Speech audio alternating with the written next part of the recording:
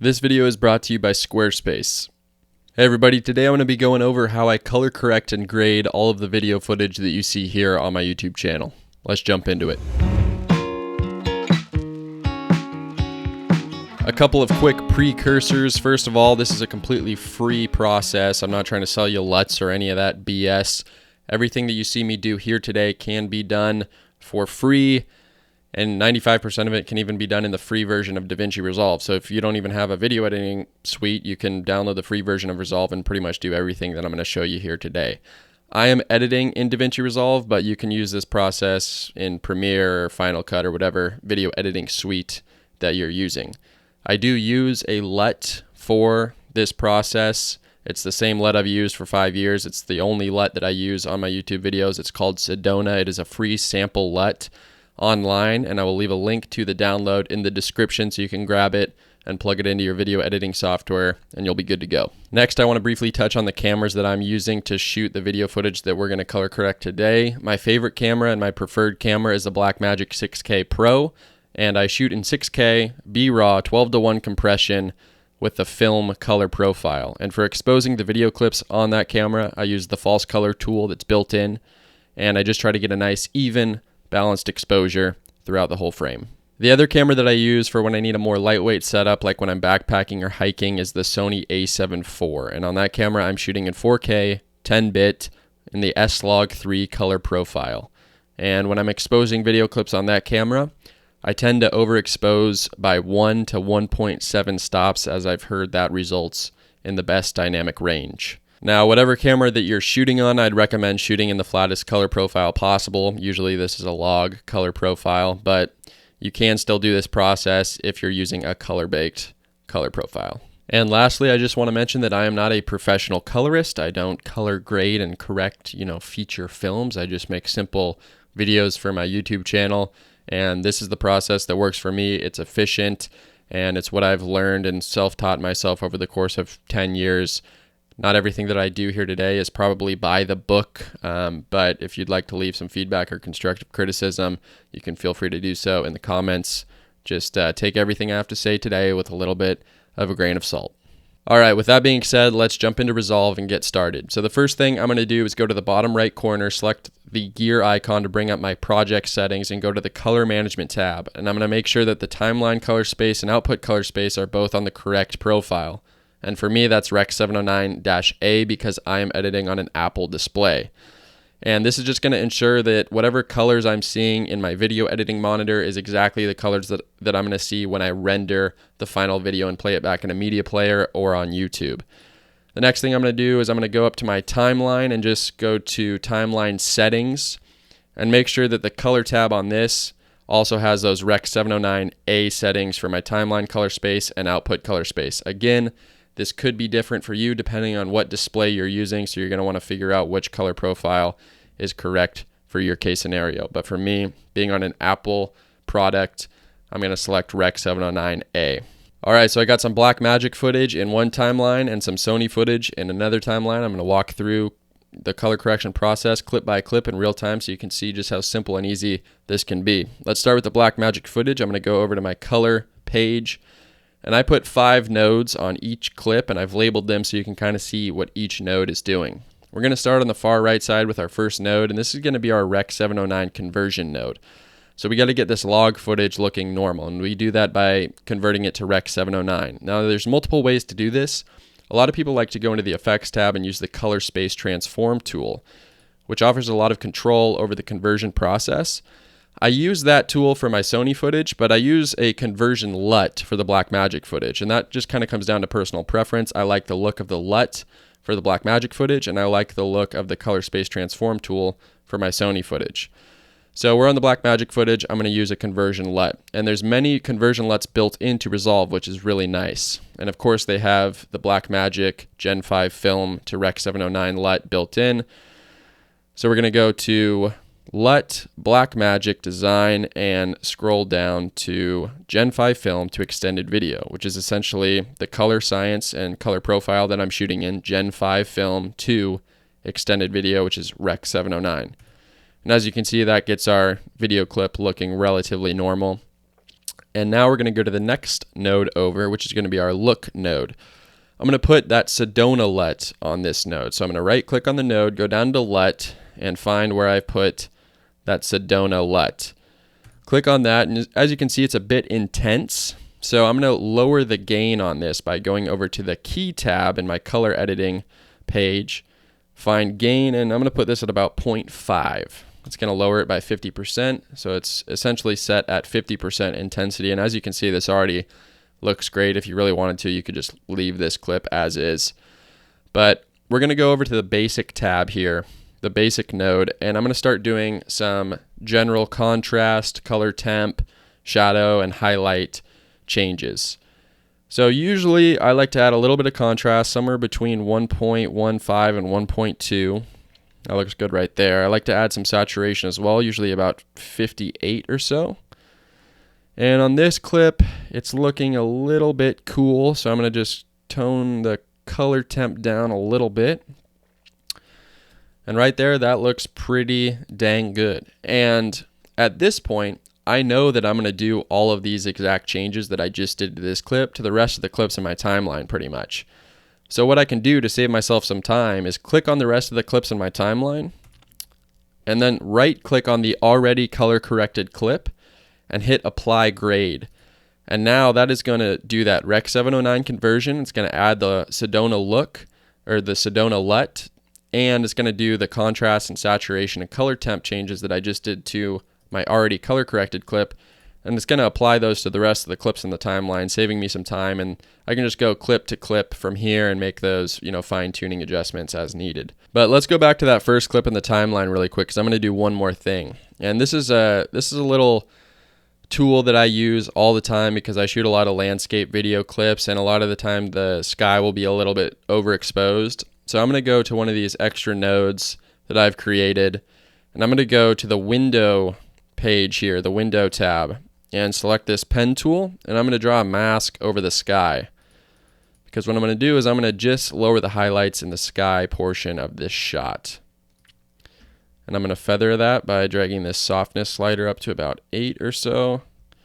And then I'm going to go to my highlights and just drag that down. And as you can see, we're getting a lot of color back into the sky and just balancing out that exposure throughout the frame.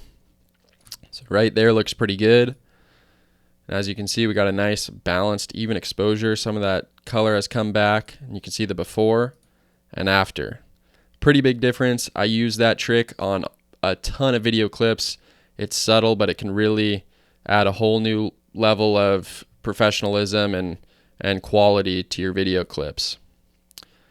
So right there, that looks pretty good. I'm going to just leave that clip as is.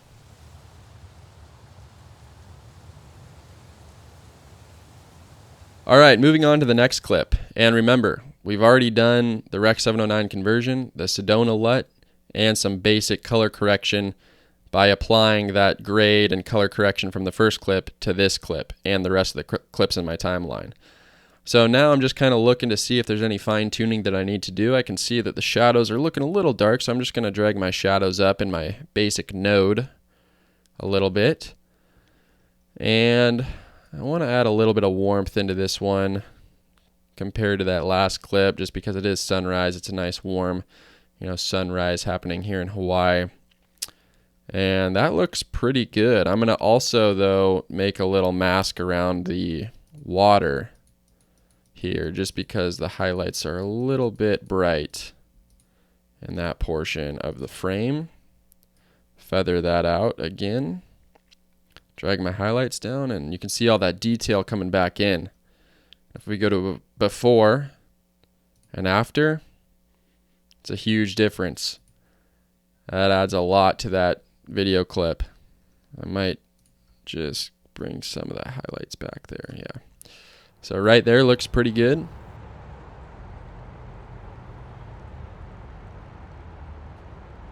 Moving on to this next one, same sunrise here in Hawaii. This is just with that contrast, saturation, color temp adjustment, and then our Rec 709 and Sedona look applied. I really don't even need to do anything to this clip, to be honest. This looks perfect as is. Maybe a little bit more warmth and maybe a little bit of increased shadows You know, this is personal preference at this point, but it's a nice time lapse of the sun rising, and look at those colors. I mean, it's damn near perfect, and I didn't really spend any time on this clip.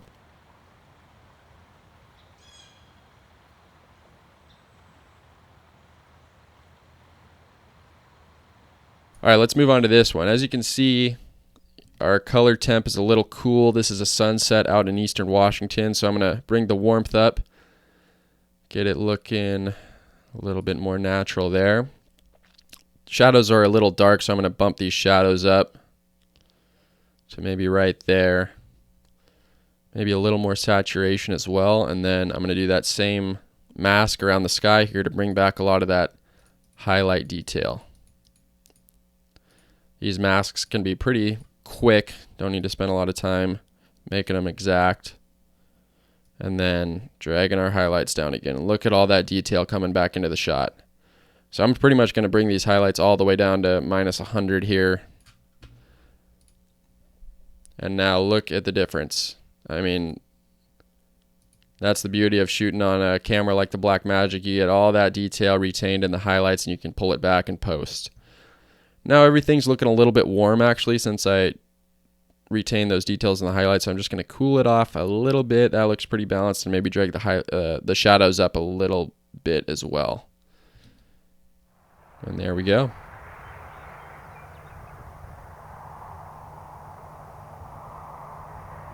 All right, on this clip, I was actually using a split ND on the video camera to get some of that highlight detail retained, but it's still a little bright. Everything else is looking pretty solid actually. Maybe gonna bump the shadows up again on this one a touch. Color temp looks good. Saturation looks good, so I'm just gonna go to that extra node again. Same thing with the masking around the sky here. Just won't need a whole lot on this one because, like I said, I was using a split ND, but we will be able to get some of that information back and get this clip looking a little bit better than it does now, just by dragging the highlights down to about -30 or so. So you can see before and after. Subtle, but a big difference. And the split ND, it looks like it was causing some vignetting, some darkness over here in the left side of the frame. So I'm going to go to my other extra node and draw a little mask around this portion of the frame, feather that, and now I'm going to increase the shadows just to bring some of that information back. And that looks much more balanced there. You can see the before and after. That clip's good to go.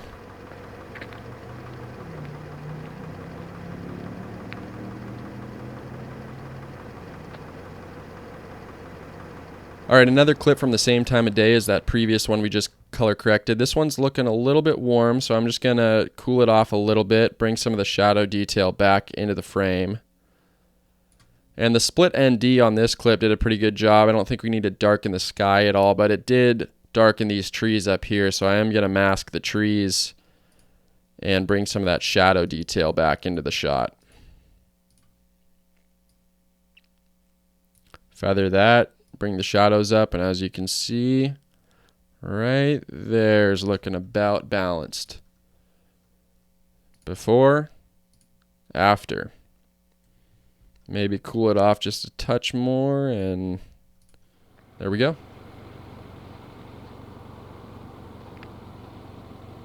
All right, this clip is an interior shot, and as you can see, it's looking pretty red, pretty warm. My white balance might have been a bit off here. But since I was shooting in RAW, what I can do is access that original metadata and change the ISO in post as if I was shooting at a higher ISO and a different white balance in the camera. So I'm going to click on my first node. I'm going to hit Option S, which is going to create a node before that first one. And on this node, I'm going to go over to my camera RAW settings on the far left side of the color page. And I'm going to select Decode using Clip. And now I have access to my white balance, ISO, exposure. I can do a bunch of fun things in this tab. I'm going to change my ISO to 800, give me an extra stop of light, and then I'm going to change my white balance to tungsten because all the lights in this cabin that we were in were tungsten balanced lights. So that's going to cool it off ever so slightly, which is just going to help us get a more accurate color temperature once we start messing with the color slider in our primaries tab. So now I'm going to click on the basic node, go over to the primaries again, and just cool this off a little bit. Right there, doesn't look too bad. I'm going to increase the shadows to get some more detail back into the frame. And that's not looking too bad. It's maybe a little purple, so I can bring my colors, my tint slider into the green just a little bit. And I don't think this clip needs as much saturation as the others because it's that kind of interior light that's already pretty colorful. So I'm going to drag that down to like 53, and I also don't think it needs as much contrast as some of the other outdoor clips. So I'm going to bring my contrast slider down to like 1.15 or somewhere in there. And now that clip is looking much more balanced. Looking pretty good. I'm going to leave it right there.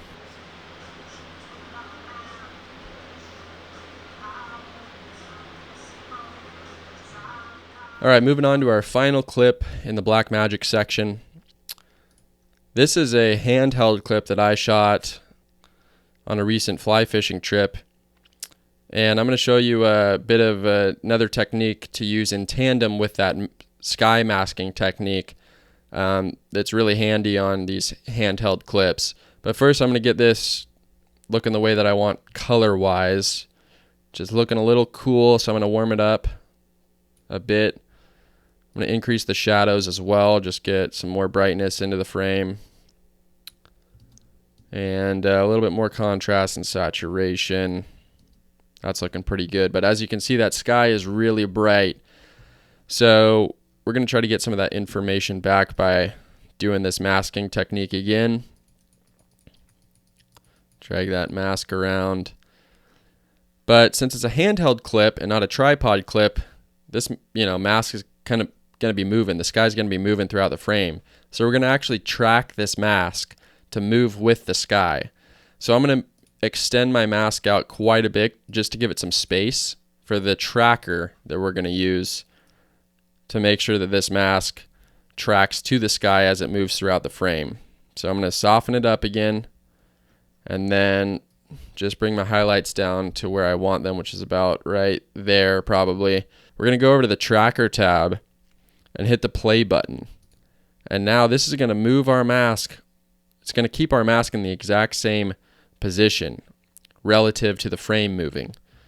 So as you can see, when we play this clip through, that mask is moving with the clip. So you can see the before, the after, and now that mask is moving right with our clip. Can do any final touches. It's maybe looking a little bit green, so I'm just going to increase the tint to purple a little bit. And that looks great.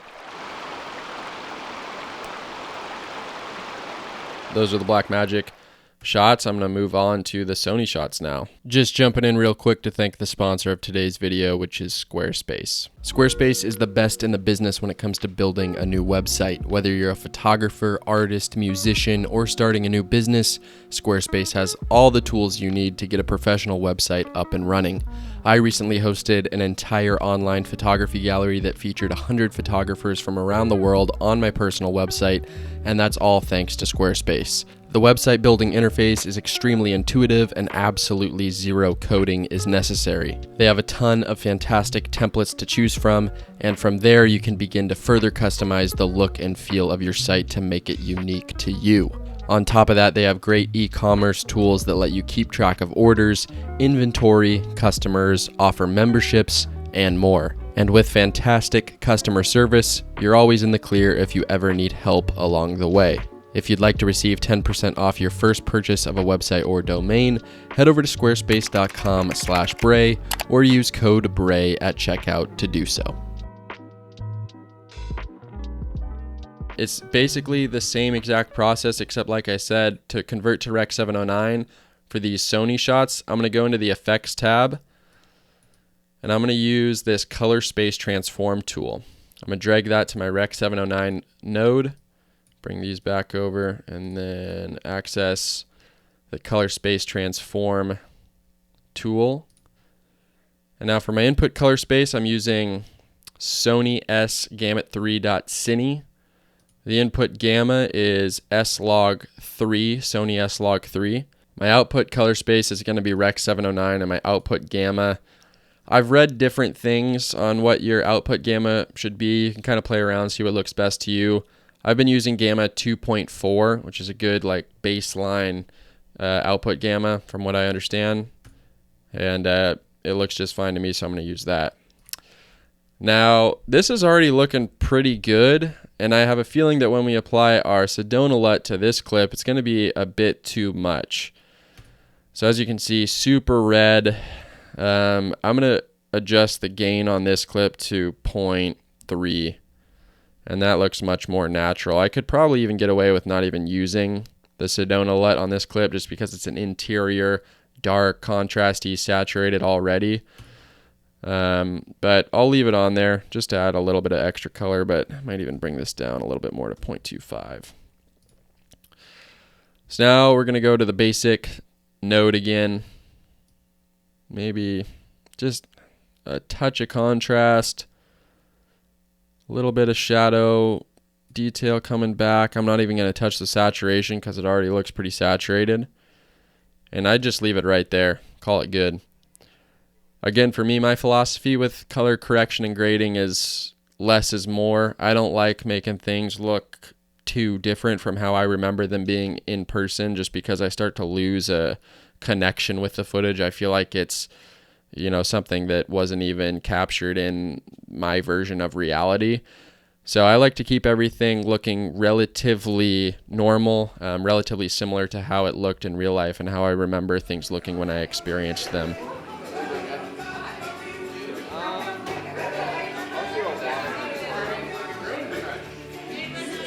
This is an outdoor shot in Nashville. I'm going to copy and paste that original color corrected clip onto this one, but I'm going to increase the look here to 0.5. So it's an outdoor shot. And then I'm going to go to my basic tab. I'm going to increase the color temp here just because it's looking a little cool. It's also looking a little green, and I've noticed that on Sony footage, I'm usually dragging the tint into the purple section by about a value of 11 to 14 most of the time, because the footage tends to be tinted a little bit on the green side. So that looks pretty good. I'm going to increase the contrast to about 1.17 or so, increase the saturation to about 58. Maybe looking a little warm now, so I'm going to cool it off just a touch. Shadows look pretty good. And that looks pretty good right there.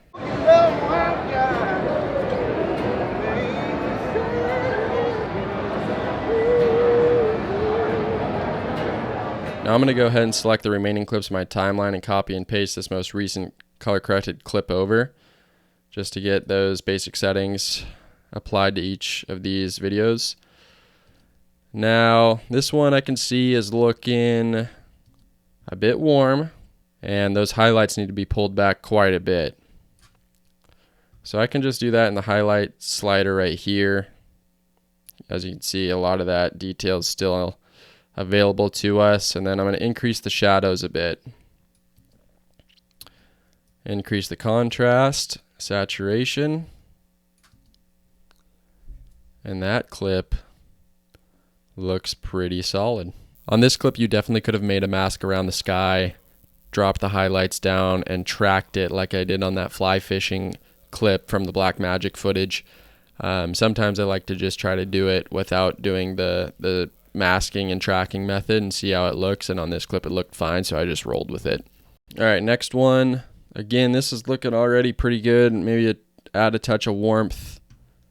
Increase the shadows just a smidge, a little more contrast, and then I'm going to see if I can pull these highlights back a little bit in the sky. We're going to do that by using that masking trick here.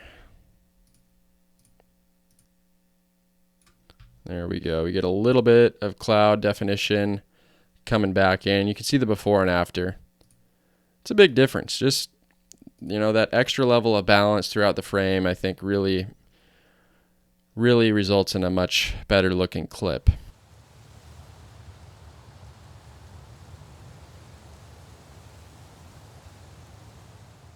All right, everything in this clip's looking pretty good. It was early morning sunrise, blue hour, kind of just before, so I'm going to cool this down a little bit, really get those blues popping in the sky. A little bit more saturation, and maybe bump the shadows just a hair.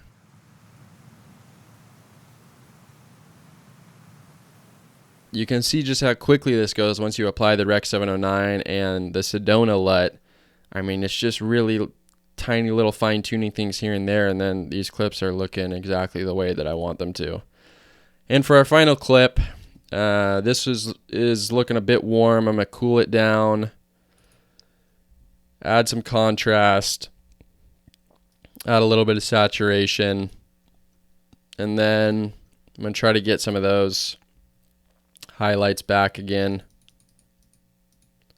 So as you can see, I'm doing this highlight method in so many clips, pretty much whenever the sky is present. It doesn't take that long, and it's just makes such a difference.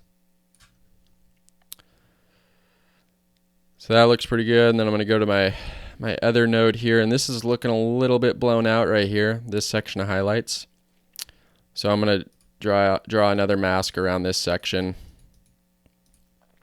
Feather that quite a bit, bring the highlights back.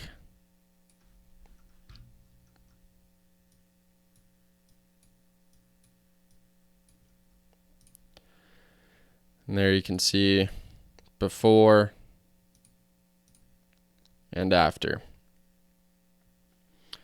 It's also maybe looking a little bit green, so just a touch of tint added there. You know, if I'm feeling like I want to maybe fine-tune this kind of green tint going on in this frame, I can go over to my primary color wheels here and adjust the gain, which is my highlights, or the gamma, which is my midtones, or the lift, which is my shadows. You know, and so if I'm thinking this is looking a little green, maybe I want to bring it into the blues a little bit.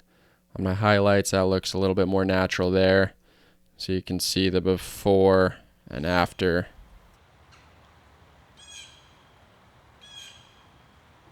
But I really don't end up having to touch these wheels at all. Everything that you just saw me do throughout this color correction process is pretty much all I do. I mean, there's nothing else that I really need to do with my footage as long as it's properly exposed. You know, sometimes I'll have to jump into the camera raw tab and increase my ISO or change my white balance because those settings were incorrect when I was shooting the clip, maybe because I had to capture something really quickly and I didn't have time to change the settings. But as long as you're kind of properly exposing your video clips and you have a good solid white balance set on your camera for the time of day or the location that you're shooting in, you shouldn't have to do a whole lot to these frames in post other than just convert it to Rec 709, apply your color grading LUT and your look, and then maybe a couple fine-tuning color correction adjustments. But that is the whole process that I use, and it's simple, it's straightforward, and in my opinion results in some pretty solid looking video shots. So hope this was useful, hope this helped. If you have any questions or anything, just feel free to leave me a comment and I'll be sure to go as in-depth as I can to help you find your answer. But that's my color correction process. That's how I color grade and correct every single clip. It's just using that free Sedona LUT as my look and then some little basic color corrections here and there. So thanks for watching, guys. Again, if you have any questions, leave a comment below. The link to download that Sedona LUT is in the description if you haven't done so already. And other than that, hope everyone is having fun, staying safe out there. I'll catch you next time. Peace.